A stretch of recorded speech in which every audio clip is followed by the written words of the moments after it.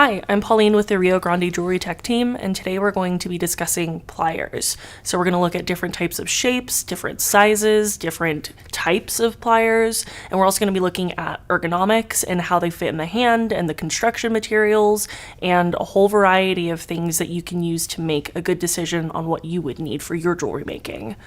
So let's get started.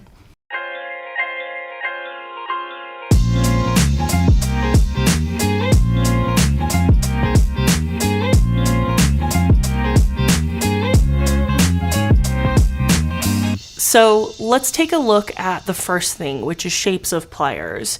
They all kind of look similar, but they are definitely used for different techniques. So let's take a look at the variety of shapes and different sizes that you would need for different applications. Flat nose pliers are flat on the inside of the jaws to minimize tool marks with a flat or square nose at the end. These are great for making angled bends or holding small components when you need to add a jump ring. Round nose pliers have tapered round jaws and are great for making round bends or curves like making jump rings or even wire wrapping. Chain nose pliers have jaws that taper and are smooth and flat on the inside, similar to flat nose pliers. They allow you to get into tighter areas where a flat nose just couldn't reach. They're great for closing jump rings or even adding components onto an ear wire. The next aspect of pliers that you'll want to consider is the size of the jaws. When you look at pliers, they will all have different sizes to their jaws. Depending on what you're making, you may need a pair with wider or thicker jaws to move heavy gauge material, or slimmer or thinner jaws for getting into tight spaces. At Rio Grande, we test all of our products when we bring them in, so you can make sure that you're getting quality tooling for your jewelry making needs. But what makes some pliers more expensive than others?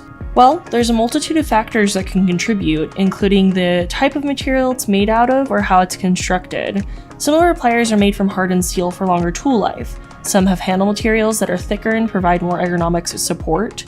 We always strive to offer products at multiple price points without sacrificing quality. So now that we've talked about the most common types of pliers, let's take a look at some other pliers that are really handy at the bench.